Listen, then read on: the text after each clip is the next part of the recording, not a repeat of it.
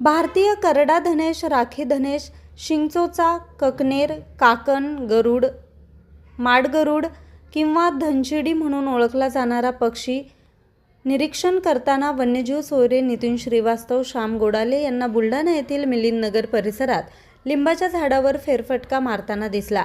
धनेश पक्षाचं संपूर्ण शरीर राखाडी रंगाचं आणि पोट फिकट रंगाचं, तर चोच लांब, बाकदार आणि काळ्या रंगाची. चोचीवर शिंगासारखा एक नळकांडासारखा भाग दिसून आला. आकारानं हा पक्षी साधारणपणे घारी एवढा, अंदाजे सुमारे 60 सेंटीमीटर लांब होता. पक्षी प्रामुख्यानं झाडांवर राहतात. महाराष्ट्रात हे सहसा वड, पिंपळ, उंबर यांसारख्या मोठ्या फळझाडांवर पाहायला मिळतात.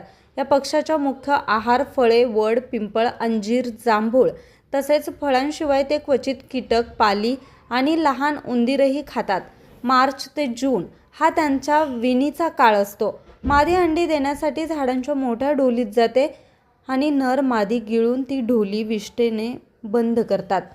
फक्त श्वास घेण्यासाठी छोटी फट ठेवतात. या घरट्यात मादी एका वेळी 2 ते 3 अंडी देते. नर घरट्याबाहेर राहून ढोलीतील मादीला अन्न खाऊ घालतो. मादी अंड्यावर बसून पिल्लांना जन्म देते. या दरम्यान नर बाहेरून अन्न आणून मादीला आणि पिल्लांना खाऊ घालते. धनेशचे अस्तित्व पर्यावरणाच्या दृष्टीनं अत्यंत संवेदनशील आहे. त्यांच्या संख्या कमी होणं कदाचित पर्यावरणासाठी धोक्याचा इशारा असू शकतो. घटती दाट वनसंपदा धनेशसह पर्यावरणासाठी धोक्याची घंटा आहे. त्यामुळे या पक्ष्यांच्या संवर्धनाची गरज निर्माण झाली आहे. धनेश पक्षी नागालँडच्या सांस्कृतिक आणि नैसर्गिक वारशाचा एक अविभाज्य भाग आहे. दरवर्षी या राज्यात डिसेंबरमध्ये साधारणपणे 10 दिवस हॉर्नबिल फेस्टिवल साजरा केला जातो.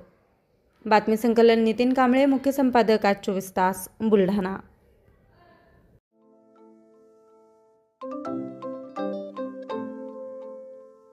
नवनवीन आणि ताज्या घडामोडींसाठी आज 24 तास सबस्क्राईब करा. त्याचबरोबर बेल आयकॉनवर क्लिक करा आणि मिळवा आमच्या बातम्यांच्या नोटिफिकेशन्स. तसेच आज 24 तासची प्रत्येक बातमी आपल्याला कशी वाटली हे कळवा. लाईक करून, कमेंट करून आणि आमच्या बातम्या शेअर सुद्धा करा.